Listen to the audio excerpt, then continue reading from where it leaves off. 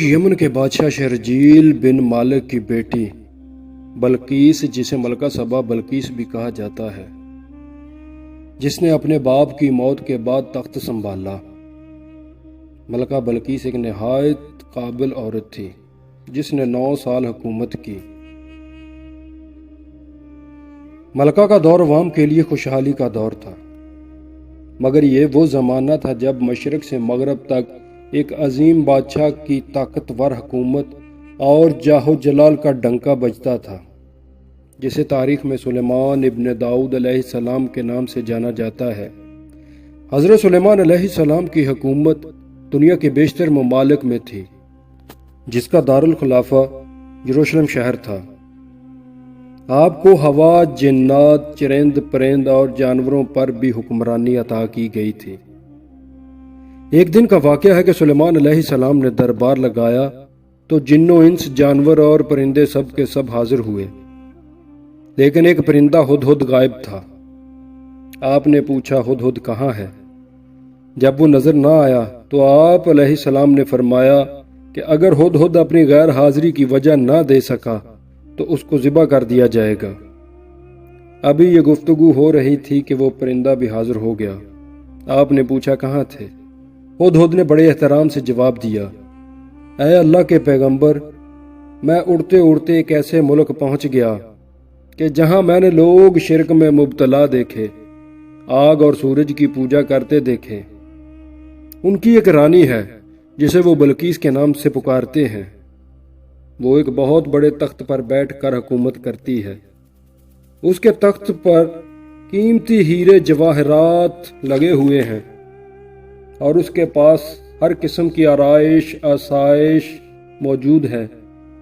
حضرت سلیمان علیہ السلام نے کہا، اگر تمہاری بات سچ ہے تو میرا خط اس ملکہ تک پہنچایا جائے تاکہ وہ شرک سے باز آ جائے، اور خط پہنچانے کے بعد وہاں بیٹھ کر سنو کہ وہ کیا رد عمل اختیار کرتی ہے، پھر آ کر مجھے خبر دینا۔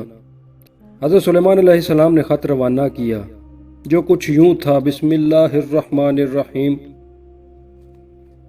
یہ عزت والا خط سلیمان ابن داؤد کی جانب سے ملکہ بلقیس کی طرف ہے۔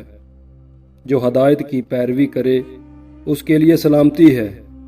مجھ پر غلبہ کی خواہش نہ کرو، میرے مقابلے میں سرکشی اختیار نہ کرو، بلکہ فرمانبردار اور مطیع ہو کر میرے پاس آ جاؤ۔ یہ خط دراصل ملکہ سبا اور اس کی قوم کی طرف دعوت اسلام تھی۔ ہدہد نے یہ خط لے جا کر ملکہ کی گود میں گرا دیا۔ ملکہ کے دربار میں اس وقت 300 کے قریب سردار بیٹھے تھے۔ انہوں نے جب یہ خط پڑھا تو طیش میں آ گئے اور کہا کہ یہ ہماری توہین ہے، ہمیں اس کا سخت جواب دینا چاہیے۔ مگر ملکہ نے سمجھداری کا مظاہرہ کرتے ہوئے انہیں سمجھایا کہ خط سے پتہ چلتا ہے کہ یہ کوئی عام شخص نہیں، خدا کا کوئی پیغمبر ہے، لہذا ہمیں حکمت سے کام لینا چاہیے۔ اس نے کہا کہ میں حضرت سلیمان علیہ السلام کی طرف ایک تحفہ بھیجتی ہوں، اگر انہوں نے قبول کر لیا تو وہ بادشاہ ہے، میں اس سے جنگ کروں گی، لیکن اگر تحفہ قبول نہ کیا تو میں اس کی پیروی کروں گی، کیونکہ وہ نبی ہے۔ ہدہد یہ ساری گفتگو سن رہا تھا۔ اس نے آ کر سلیمان علیہ السلام کو ساری بات بتا دی۔ سلیمان علیہ السلام نے جنات کو حکم دیا کہ شہر میں داخل ہونے والے راستے پر سونے چاندی کی اینٹوں کا فرش بچھا دیا جائے اور راستے کے دونوں جانب سونے کی عجیب و خلقت جانور کھڑے کر دیے جائیں۔ وزراء اور عمال سلطنت کی تمام کرسیوں کو سونے کا کر دیا جائے، دربار کو سونے جواہرات سے سجایا جائے۔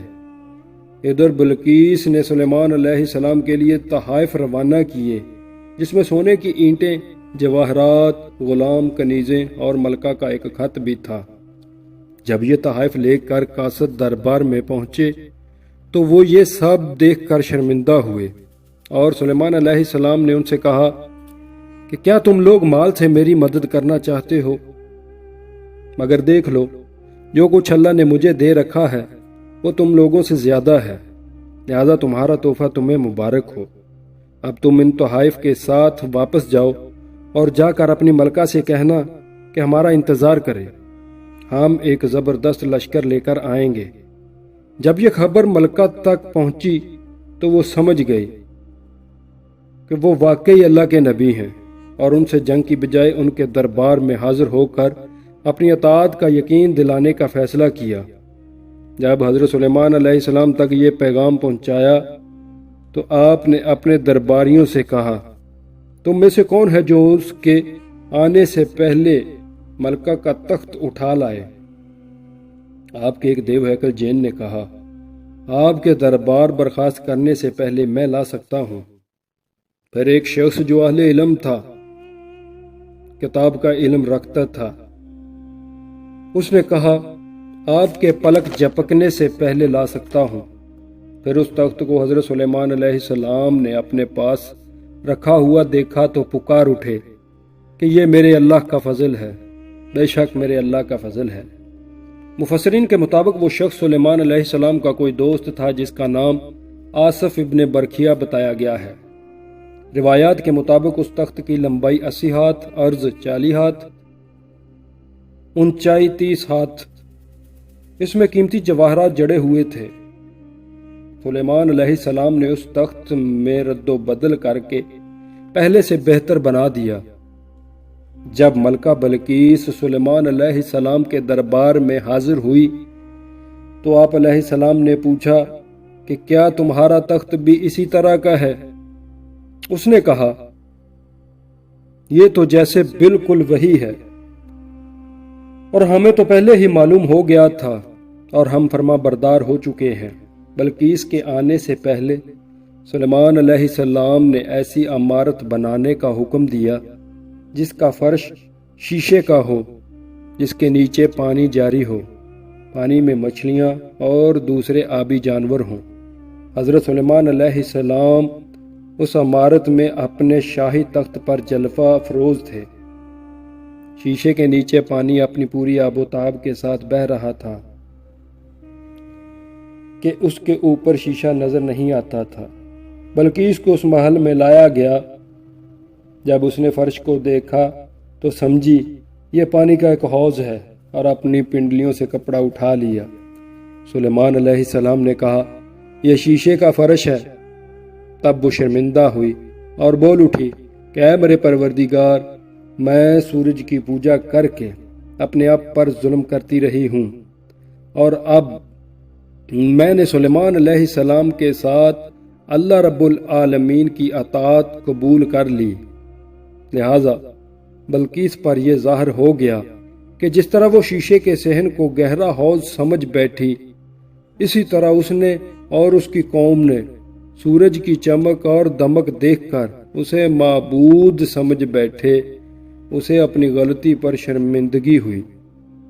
بعض مورخین کے مطابق اس کے بعد بلقیس سلیمان علیہ السلام کے نکاح میں آ گئیں، اور بعض مورخین کے مطابق حضرت سلیمان علیہ السلام نے ملکہ بلقیس کو یمن واپس بھجوا دیا۔